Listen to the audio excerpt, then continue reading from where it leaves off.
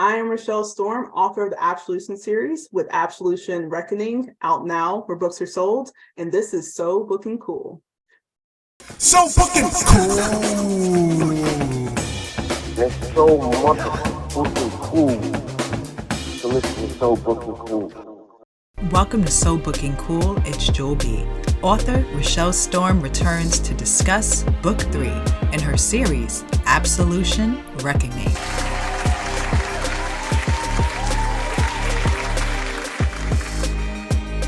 Happy belated birthday to you, by the way. Thank you. Yeah, the book always comes out around my birthday, so it's like a hectic couple of weeks, and I'm like, oh yeah, I'm older now. That's nice. And do you look at birthdays as, older and wiser?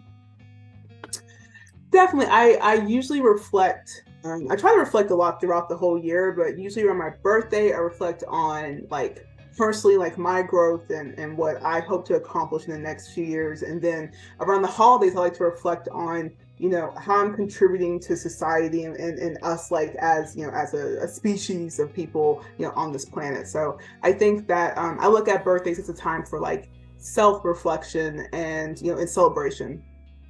Wow, I love that. And when you meet people, speaking of people, do you tell them that you are an author, and what is the response that you get? I do. I usually don't, say it right away. It's usually deeper into the conversation. But I had someone ask me about it actually a couple weeks ago, because I was like, oh yeah, I've been really busy lately. I have a book launch coming up, and they're like, oh well, what do you do? And so the first thing they usually ask is, what type of genre do I write in? And then they ask me what's the book about? What do I write about? And how do you feel when they're asking you those questions? When it comes to the genre, because I think that romance fantasy as a genre is very misunderstood, and it's definitely not a monolith. And anytime that you tell someone that you write any type of romance, no matter what kind it is, there's a very specific image that pops into people's minds. And so I think for me, I try to answer their questions, but I already see the stereotype coming. And sometimes people just ask me, is it steamy? Do you write erotica? And I'm like, that's not what I write. I respect the game. I appreciate it, but it's not for me. I struggle to write things like that. I can dabble, but I think for the most part, this series is so different from that, and it's kind of opposite of that. It's kind of trying to flip some of the genre on its head a little bit and show that romance works out in different ways. And so it's definitely more of the fantasy element that I like to focus on. Okay. And just out of curiosity, Rachelle, when people are asking you about your writing as a romance novelist, do you think the expectation is that they're just thinking that it might be a romantic comedy of some sorts, or a somber romance? I think that whenever, unless you say it's for young adults, what we think about when we think about any type of adult audience and we think about romance, there's stuff this R-rated erotica, passionate fantasy type of desire type of genre, and that's great, right? But I think that it's important to remember, especially for my audience, a lot of my audience are around my age or in their late 20s into their 30s, the ones who kind of grew up with Harry Potter, Twilight, those young adult film adaptation type of genres. And essentially we kind of miss those type of stories, and we miss those books, right? Those books that didn't have to be only about a certain type of romance, right? And I think that's what I wanted to bring to it. And so it's really hard. I remember when I was first working with my marketing team, it's really hard to categorize that group, because we don't really have a name as much. So the name really is new adults, people fresh out of college, people who are now entering into the real world, 20 somethings moving into 30 somethings, where we're trying to think about the world and what we want to contribute. And I think that's really easy for us to get kind of like lost in the cycle of what the target audience is and what we want to see. And so for me, it was really important to speak to that audience, and the audience that's more like me, who loves all different types of genres and like subgenres within romance, but really misses those stories that focus a little bit more on the love element and like not trying to be political or religious in that way, but just like the fantasy element as well. Okay. Yeah. So you talked about like the kind of writer that you are, and I love that and I'm sure other people will respect this too who don't already, that you know who you are as a writer. And it's not necessarily about limitations. I think you just know who you are. So what are your tips for writing scenes with danger, such as like a character getting into an accident? I don't want to give away any spoilers, but yeah. Right. I think the hardest part about being a writer, and I will differentiate a little bit. There's a difference between like a writer and an author, right? They overlap, but there's a difference there. And I encourage like a lot more people to really explore writing. But I think the hardest part about action scenes is we know how it plays out in our head, and it's really hard to explain that to your audience. And so there were plenty of times with a lot of those action scenes where I had to make sure that I was being as realistic as possible with like being as detailed and having that clarity, because in my head it happens in like 10 seconds, right? And I'm like, oh, that'll be awesome, it's gonna happen just like this. But to explain that, you have to slow it down, and you have to have the, you want to show it through the character's eyes as well. And since I write in third person, it's trying to show it from every angle that you have. And so like with some particular scenes, like with the accident, for example, it's showing it from the character who's being like mainly impacted, then the person who causes it, and then the people who witness it and kind of come across it. And by the time that you do that, you get the audience a bigger view of like what happened. So it might not be that the first time that they're reading from one character's perspective from what happened, they might not completely understand like how exactly it all unfolded, but by the time that you go through each angle and you give these different characters ways to respond, you would hope that the audience understands what happened in that scene. And how do you decide which words you want to use? That's always hard. I think sometimes it's about flow, and I try not to limit my flow when I'm first writing it. And I think that's a tip that I give to most writers, whether I'm like teaching them or I am mentoring them, or people just ask me like how would I write this? I think that's really important to not hinder yourself on that first try.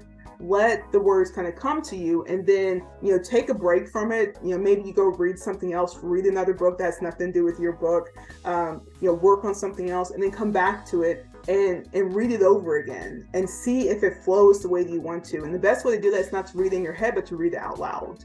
And if you find yourself tripping over the words, or you realize that this word it doesn't work, then you can start thinking about like if another word belongs there. But a lot of times you get it right on that first try, or the way that you want it. And then it also helps to have an editor. Pamela is really good at coming in and saying, hey, like I feel like this, I see what you're saying here. I feel like this word maybe says it quicker, or says it in a different way.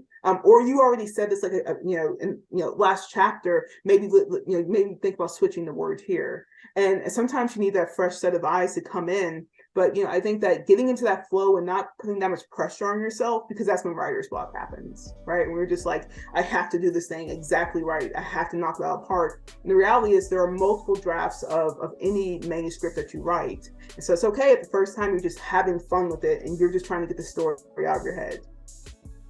Whoa, yes, getting a lot of nuggets as usual, and you did talk about voice. So why does the Absolution series work best being told in third person? So a lot of the stories that I read when I was younger, they were in first person. And I think there is always merit to that. It's a really quick, easy way to let the writer or the reader feel like they're, that they are in the story. It is a very quick way to pull them into the story.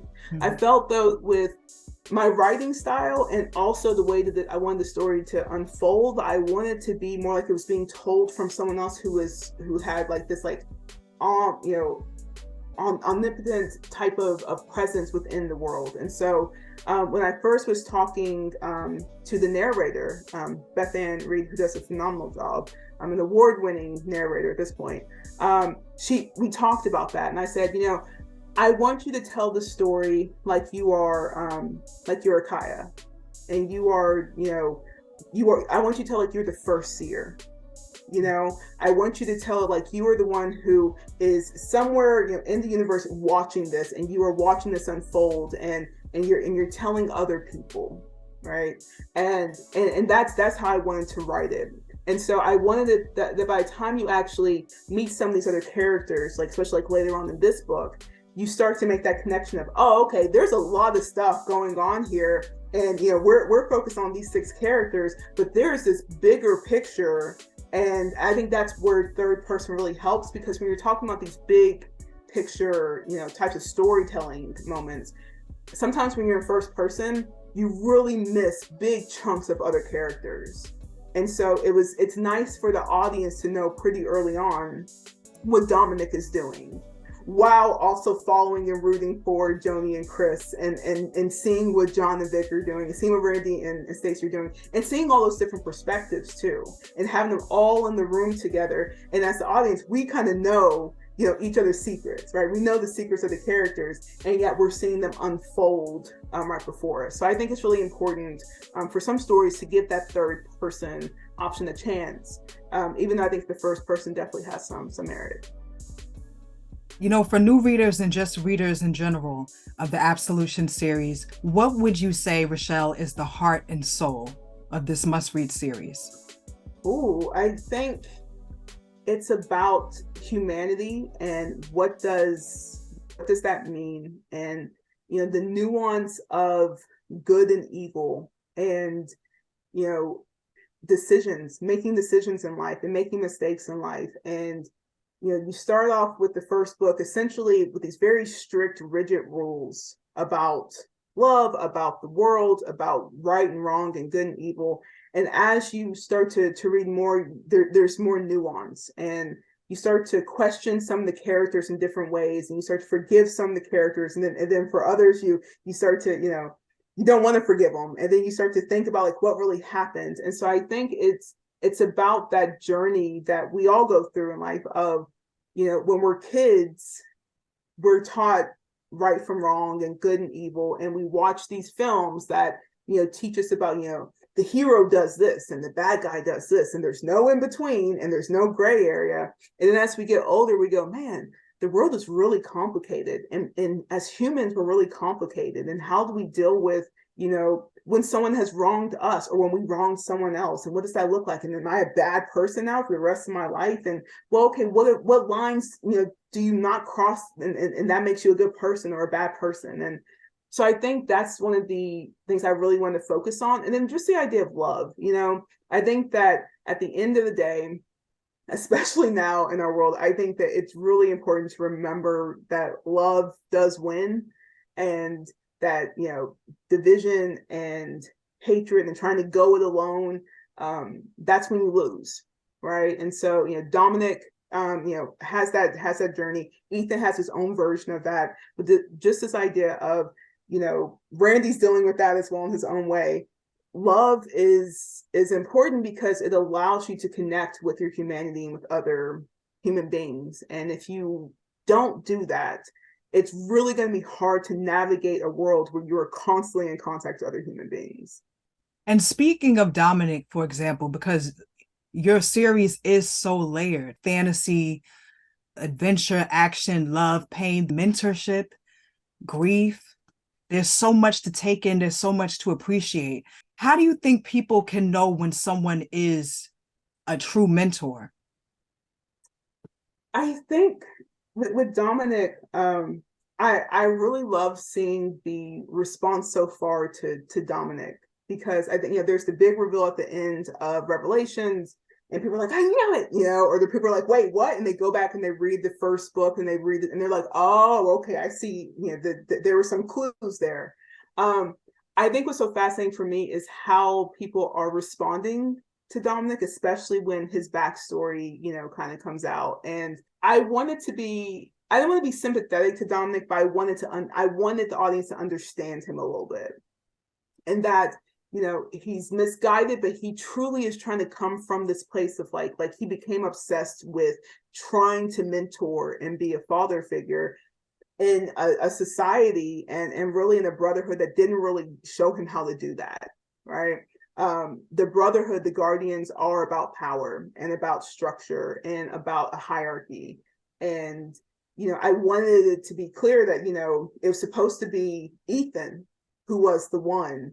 And, you know, he pretty much like he turned his back for very good reasons, but he walked away, right? And Dominic brings that up. You know, one of my favorite chapters to write is, the grasshopper and the ants, you know, like just the idea of when you have Dominic and Ethan finally hash out that talk of Ethan, you know, it's not that he's misremembering what happens. He knows exactly what happened, you know, earlier and what their history is, but Dominic has a very different view of it.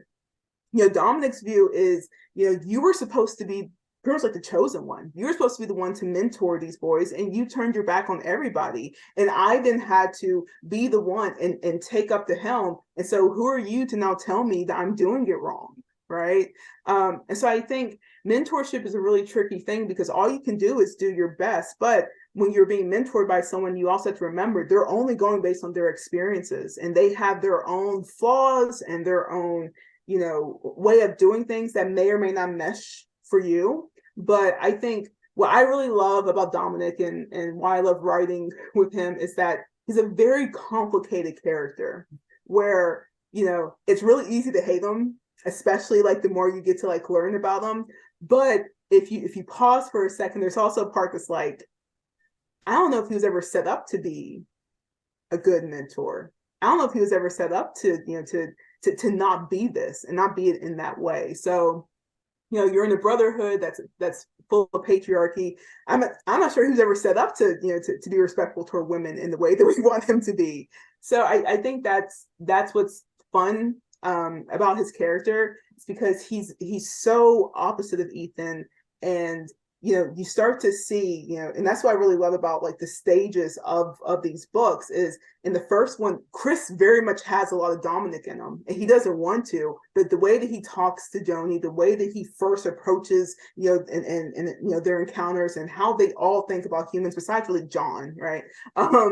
It's very much, you know, based on Dominic, and then you start to see the shedding of, you know, those layers and them coming more into contact with the McNamara sisters. And so mentoring only goes so far if you are willing to still be open to just people, right? So I think that's what has been really fun to play around with, and even like within their language and how their language changes as they are away from Dominic and more with the sisters. Yeah. They're starting to relax more, and the way they talk is a bit different, and they're starting to talk like people around them versus so prim and proper and rigid and almost robotic.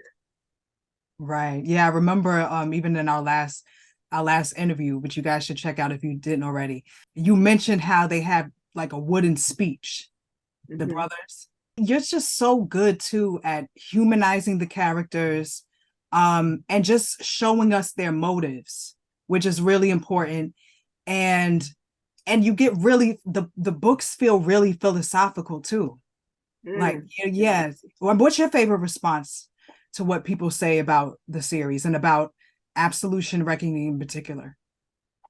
I love the response that people had to the flashback, because it's nothing like they thought that it was going to be, and the layers to it, you know, just the layers to humanizing who the brothers' parents were, and the audience going through that with the brothers is really cool, because, you know, up until that point, in a lot of ways, the audience is ahead of them, right? They, you know, you see Dominic in Revelations at the very end, you know, you see him in the prologue, you know what's about to go down, and you're like, oh man, here we go. And so you see them trying to catch up, and Randy not wanting to think about it, and them all butting heads about it.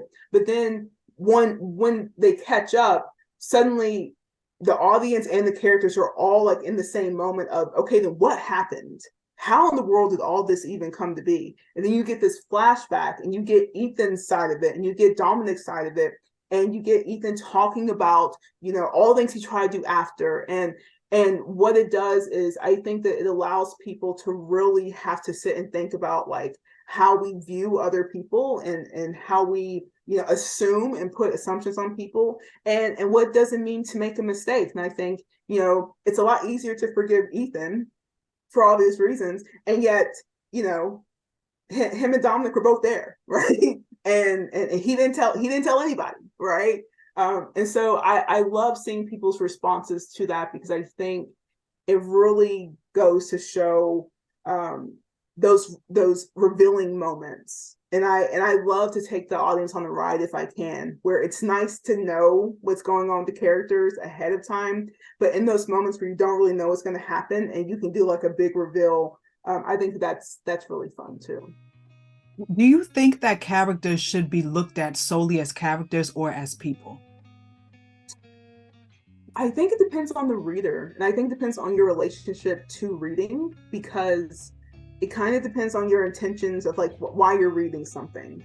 I think that, if you're reading something because you want to gain something from it, like you really want to understand the world better, even if it's fiction, and you really want to think about or understand something, I think they're people. I think that they are, parts of people and parts of different personality traits, and we can learn something from even these fictional characters. I think though, if you're just like in it for the entertainment and you're like, I just want to just, get to read something and move on to the next thing, I don't think there's anything wrong with seeing them as characters, but understanding that characters essentially are, they are parts of people. They are created by authors who essentially take chunks of different people or experiences or things that they've seen and said, oh, that was really interesting, or oh, there's some nuance there that I want to chew on and put into like this character that essentially is a representation of a person.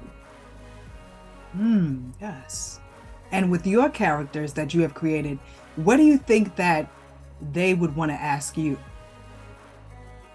Oh, why am I putting them through all of this? But what's going to happen next? I think that it kind of depends on the character. I think that Victoria would have something very smart ass and snarky to say to me right now. For sure. I think that Dominic would want to explain himself and explain why I got it wrong, right? But I think that they would all be curious as to seeing the grand scheme of it and learning more about Absolution, and I think that all of them, especially Dominic at this point, would want to know about the ultimate evil and what does it mean to be evil then. If he's ultimate evil, or if he is considered it, or if Caleb was considered an ultimate evil, what does evil mean? And I think that's a question that has been like kind of like the question, the thread through each of the books. And even in this book, there are these questions about, well, is it? Even Victoria's like, is it? Like, was that it? Okay. I guess, and then there are all these justifications why someone could be considered an ultimate evil. Well, they did X, Y, Z to it. Like, isn't that enough for you? And you're like, yeah, you're right. It's bad, But I think that is probably one of the main things. I think we'd have a lot of like ontological, philosophical, conversations about, humanity and good versus evil, and what does it mean to just exist in this world. Another common thread that I'm sure other Absolution readers will notice is that the McNamara. Wait, what is the correct? McNamara. McNamara. Yeah. McNamara. Yeah. Right? Yes, Joni, Stacy, and Victoria. They have been described as like distractions, to Chris, Randy, and John. What is your stance on people being distractions to their significant other? Do you think that there's such a thing? No, but I think that we have been taught as a society, especially for women, that women are seen as distractions or objects, or, have been objectified in different ways. And that for Dominic, especially, these three women are the personification of that. And, and in some way, it's not that he's right, but I think that sometimes people forget that it's not to follow the significant other if, you know, the person that they're in love with just like doesn't focus on something else, right? So one of the things I wanted to like play around with, especially, and it starts like in Absolution, but really in Reckoning, you know, the TV screens in the background or the whispers throughout the town about things that are going on in other places. And, you know, the newspaper headlines and, you know, having you can be like, hey, can you turn that off? Like, we're trying to, you know, have a good time here. Or, you know, but those moments, you know, having Dominic mention it, you know, that's on Chris, Randy, and John. They understand what they're supposed to be doing. But ironically, because Dominic has, you know, really withheld love from them, when they find it, they just go, you know, all in, and nothing else really matters, and they're in this bubble, and that town is a very easy way for them to stay in that bubble. But there are hints, right? And at no time are, you know, the McNamara sisters ever, you know, keeping them where or being, you know, there's never a moment where they're like, don't go or don't do this. They're always like, all right, what's happening? Right. So I think, you know, that at times people, you know, want to oversimplify what a distraction is. And, you know, especially again in our society, we're really quick to blame women for everything. I think that, you know, Victoria or something has a line in that, like, oh, okay, great, it was on the women, awesome, you know, like it's always our fault. And the reality is, if you know that you're meant to save the world, you may want to focus on your job at some point and make sure that, you know, if you hear, especially if you have super hearing, if you hear the TV talking about the thing that's about to happen that you've been cued into your whole life, then maybe you should talk about it, right? So even Joni kind of like talks to Chris about it. You know, like there are these moments where she's, you know, as a seer, really trying to verbalize to Chris what's going on, but she's afraid to, or she doesn't know how he's going to take it. And so that's part of it too, right? Where it's not about distraction as much as it's about betrayal. And Dominic wants to look at it like, no, they're just distracting. It's like, no, she probably would have said it a while ago what her concerns were. And so would Victoria, so would Stacy, if they weren't so worried that it's coming from someone who the brothers truly, you know, love. And it's going to be very, very hard to tell them that. So that's on Dominic, right? So there's the irony of that. He's so busy trying to say, like, you know, they're distracting you, that he doesn't realize, well, the seer kind of has figured out some things, and she's so worried about how the brothers are going to handle it, because you ironically are stopping them from doing what they need to do. Yeah, I mean, if anything, would you say that, you know, these ladies, it's more so that they're uplifting their men? Definitely, and I think that's where the big reveal at the end, you know, kind of ties all that together. Where this whole time they've been seen as these distractions or something to overcome or an obstacle, and that has been what has stopped what needs to happen. And, you know, again, society getting in the way of, you know, because they want to tell a good story, and they want to tell it based on a patriarch, and they want to tell it based on how society views women and views men, and that's what's gotten in the way. You know, Dominic thinking that the elements are you know, doing exactly what they need to do under him is part of the problem. That the Brotherhood, right, and the Guardians, that they are the ones who need to do it. And in reality, they're wrong. They are flat out wrong. And if the brothers did go based on what the Guardians wanted them to do, they would fail miserably. And so I wanted to make that very clear, especially at the end, and have, you know, have Gabby talk about that as well. Just, you know, her understanding of the story is very different from Dominic's. And you know, just her story in general, not being able to be a guardian, even though she has the ancestry, even though she has a direct connection, right? All of that, you know, kind of playing a role in it. I wanted to make sure that was very clear. And so, you know, at the end, you know, they have this moment when they're back at the house where, you know, all these questions start to come up, and they're like, holy crap, what did we allow to happen here? All over patriarchy and not understanding, women, not understanding how humans work and not understanding how love works. And so, yeah, I think that the sisters are literally there to uplift them. They're there to essentially understand the assignment that Dominic has failed to understand. When you're writing the Absolution series and you get ideas even as you're writing, how do you know what to include for the story that you're currently writing in the series versus this is going to be a better fit for the next installment? I think I try to just embrace the flow of it. But for the most part, when I wrote the first one, I already knew the stopping points. And I think having a prologue and epilogue really helps with that, where I know what I want in each prologue and epilogue.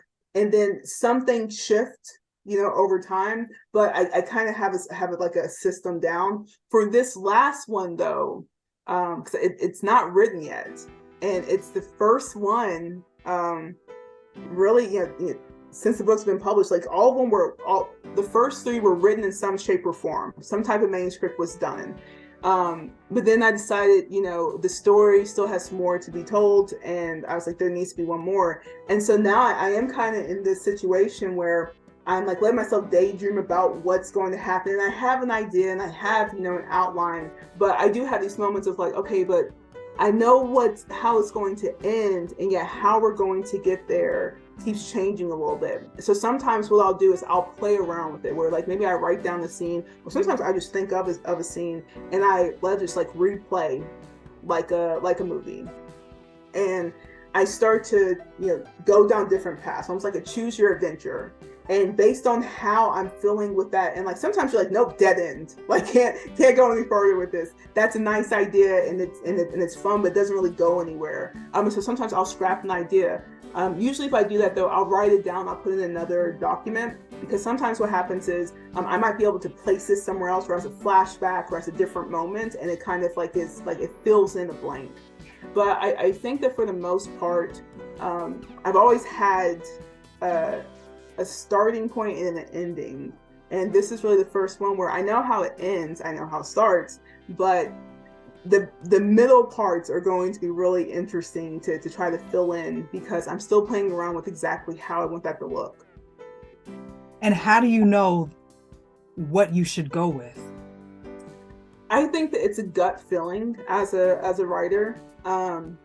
Sometimes you write something, you write your first draft, and it felt really nice at 3 a.m, and then you give yourself some time to like go do other things, and you come back like a couple weeks later and you're like, ooh, no, that's not gonna work. And so I try to allow myself to at least do a draft where I'm just writing and there's no pressure, and I just kind of see what feels right at the time. And usually the revision process is where I really iron out those details, and then again, then sending it off to the editor and having her pretty much know my writing style by now, and be a fan of the books really helps as well, where I can there's never really been a situation where there's been a scene where she says this doesn't really work, but there have been situations where she's like, hey, this kind of played out a little bit differently here, or could you transition better here? It might not be as choppy. Those moments help me, because I say, oh, okay, so it kind of works, but I need to fill it in a little bit better, or I need to add another scene that either transitions in or out of it. So I think for me, the revision process is the most important part, because when I'm just first writing it, I'm just saying what feels good. And sometimes I would say that with the second story, that worked out really well. With Absolution, I changed a lot in it before it was published, and then with Reckoning, I completely changed the epilogue, which was really interesting to do and was really fun to do, because it by the time I got to that point, it felt natural. It felt like that's what needed to happen. Oh, right. And you did mention your editor, Pamela.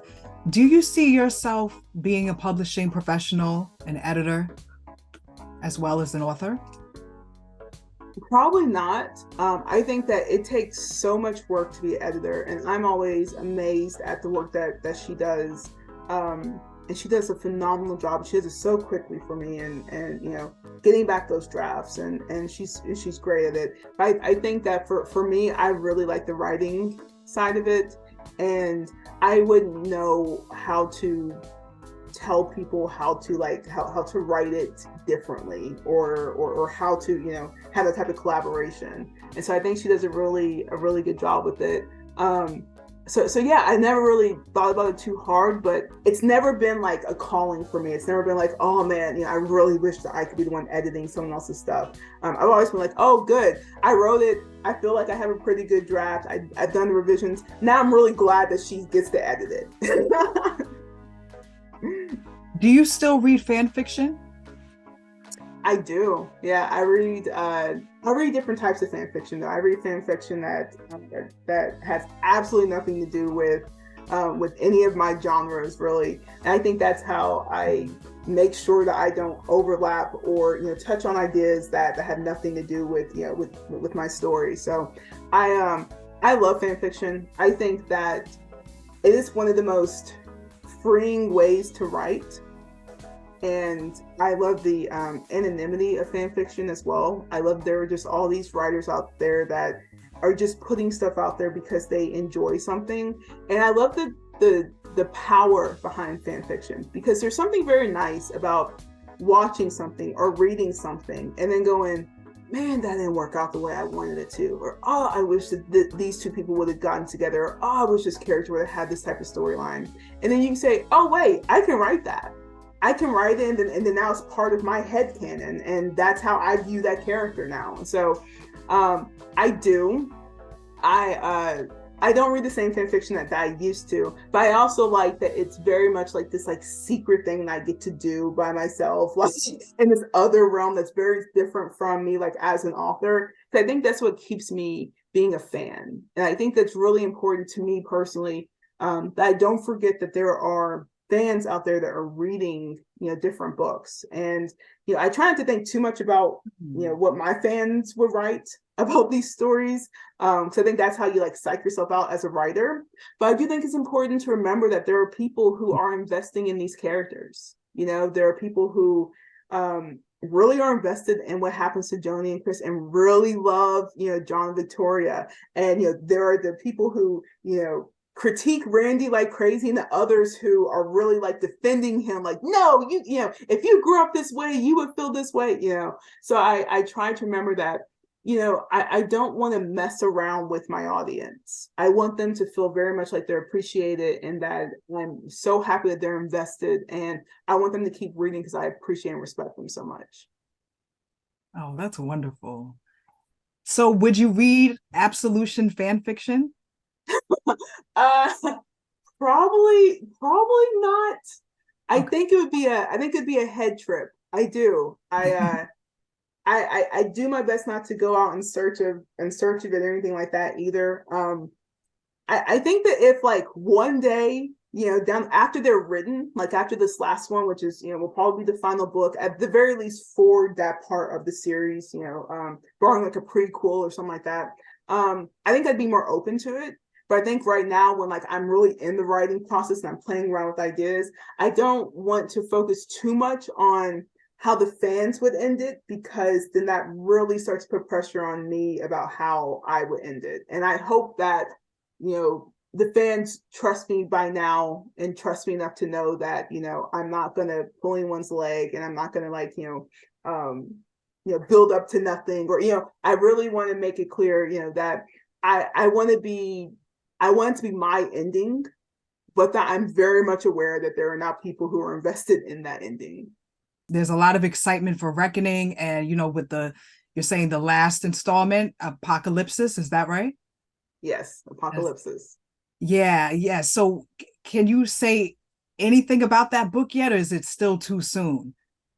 I think Apocalypsis is going to, in some ways, harken back to the original idea of what the elements were supposed to be doing. And along the way, you know, they had to go on this journey that's a very eye-opening journey for them to become the people that they needed to be, and to make sure that these ultimate, elements of good actually are who they need to be, when it's necessary. But I think that that's what I'm really looking forward to with this book, is that, the original idea was there is an ultimate evil and there's a battle of good versus evil in the world, and the world is going to be on the brink. And if, the elements are not ready, evil can win and everything will be lost, right? And so I think it's going to be fun with these characters to show that,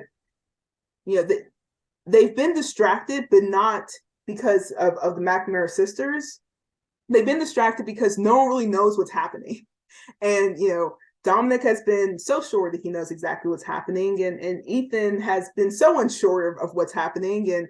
And so I think that what essentially is going to happen is they're going to have to figure out a way to, come together and do what they originally were supposed to be doing. And Reckoning really touches on that in the epilogue, that, these characters, sometimes they think they know what's happening, and each time that comes up where they get this idea of like, yes, haha, we figured it out, it's not true. And so I really wanted to play around with the idea of like, what is truth, and how do stories, connect us, but also divide us. And when we, rely too much on the story, it can really start messing with us. But at the end of the day, pretty simple concept. There's good, there's evil, and you have these people who have to come together to battle it. So it's going to be, I think that the part that's going to be the most fun, because those who are here hopefully have at least read Reckoning or kind of understand what's happening in these books. I can give this part away. I think that I've been playing around a lot with the ultimate evil and what it means to be evil, and it'll be really nice to continue to play around with that. Do you have a favorite way to connect with your readers, with your audience? And if so, what is it? I have a lot of followers on Instagram. I don't really connect on social media a lot. I write a blog every once in a while, but I really like to connect with readers through the books. And I think that kind of keeps me, at a distance. I think that social media can be this phenomenal thing, and I'm so glad we have it, but there's a lot of downside to it, and it can be very toxic if you're not careful. And it can really get into your head, and it can tell you that you're more important than you are. It can tell you that something is a reality when it's not. And so I have social media sites, but the reality is, for the most part, I want to talk to my, readers through the story.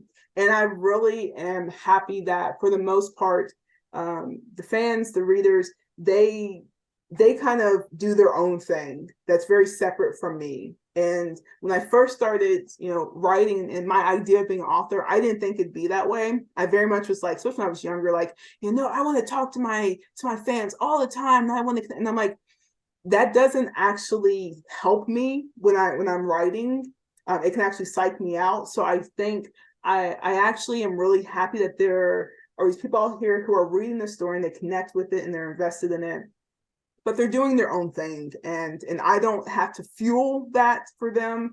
And the stories are enough. And I think that's realizing that really over the past year has been so nice and a big relief, to just really have a confidence in the series to say, the books are enough. They're enough for these readers. They're enough for these people who follow me. I don't need to jump through a hoop, They don't really need to hear from me constantly, because they're hearing from me through the books. And like you pointed out, the books are very philosophical. If you read deeply enough, you'll probably get to understand a bit about me as a person and how I try to view the world, overall. And for me, that's enough. I think that everything else, I have a life outside of this world that I love to play in.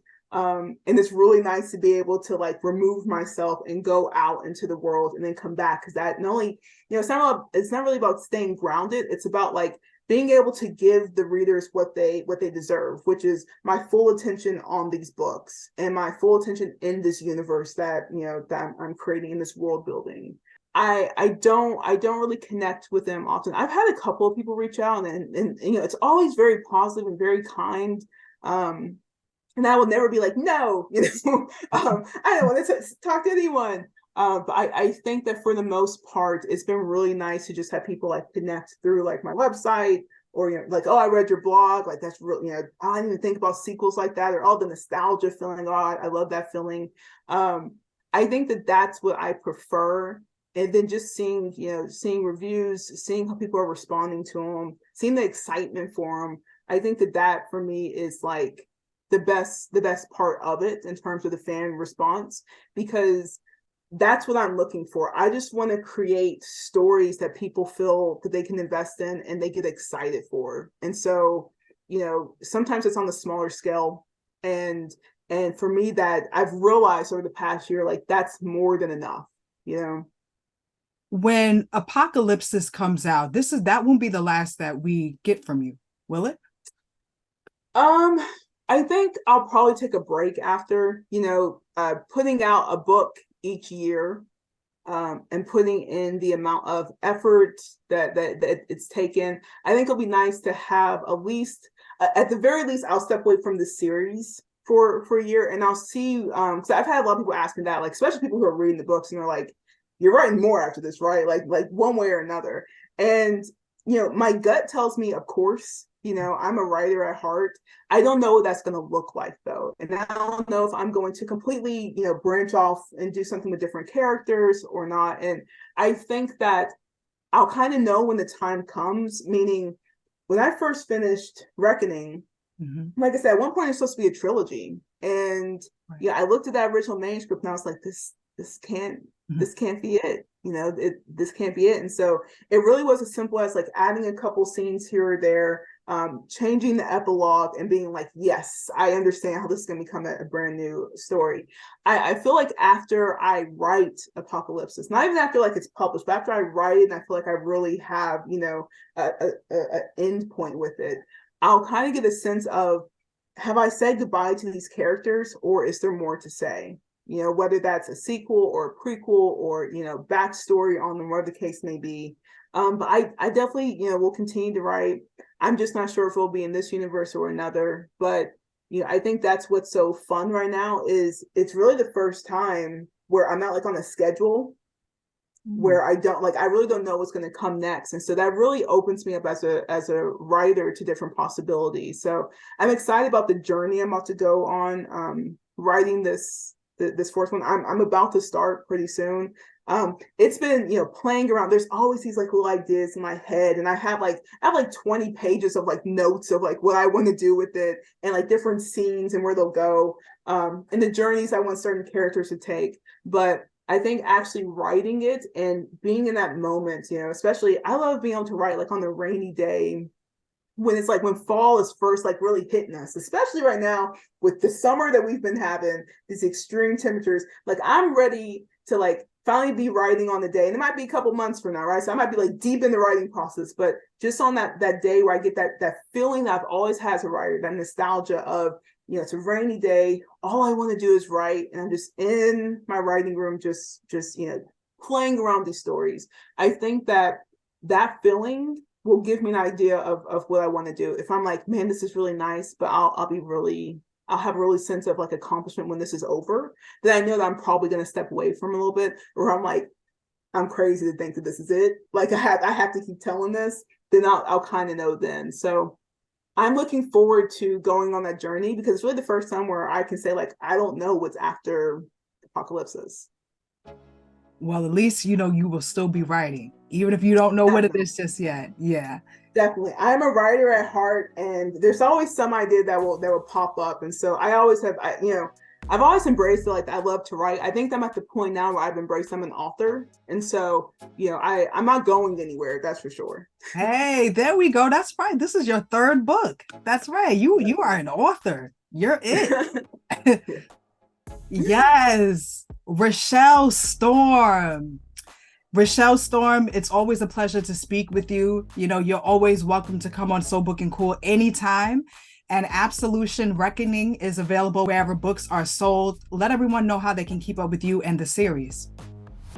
Yeah, so you can follow me on Instagram to get like some updates from time to time. My website, RachelleStorm.com, will always have ways to connect with me, connect with the story more. I just updated the playlist, so if you're someone who's really into music and you want to be able to listen to the playlist and see like where some of those ideas came from, feel free to do that. Especially Dominic's theme song. I think that people may dig that one a lot. But yeah, the audiobook for Reckoning will be out around the holidays. I'll be sure to let everyone know when that is done. My narrator will be hard at work on that very, very soon. It's always a great experience. I'm working with her and seeing how she makes the characters really come to life in in audiobook form. So thank you so much for always having me. You're always so fun to talk to, by the way. You ask like phenomenal questions I would never think of. So yeah, I can't wait to speak to you again about Apocalypsis. Yes, thank you so much. I appreciate that, Rachelle. You already know you are so booking cool. Okay. Thank you. Yes. Yes, you are. My bonus question before I let you go is, did you go to any music festivals? I didn't. I went to go see Fall Out Boy. Oh, nice. That was really great, except for it was so hot outside and they have a lot of like pyrotechnics and like at one point Pete Wentz is literally like having flames come out his guitar, and the heat when it's already triple digits was so hot, and I was like, I wish y'all would have made a different choice or had this in the fall. But it was phenomenal. And I love Fall Out Boy because some of their songs definitely inspire the book. So there are definitely a few songs on the soundtracks as well for my playlists. Yes, we're going to definitely check out that playlist. And we cannot do a Rachelle Storm interview without mentioning music in some form, right? Exactly, right? Yeah, so if you go on RachelleStorm.com, if you look at one of the tabs, it just says, the playlist, and it lists all the different songs. And sometimes they give like a little blurb of like why I include that song. And sometimes I want the audience to try to figure out why you think that I included that song. If you listen to it close enough, I think a lot of times people will start to see the scene play out in their head and go, oh, okay, so that's where her brain was. That's the tone of the scene. Got it. So yeah, make sure to check that out at my website for sure. You are a writer through and through, a storyteller through and through. Yes. Thank you. Of course. And thank you as well to all the viewers, the listeners. Until next time, so booking cool. Thank you.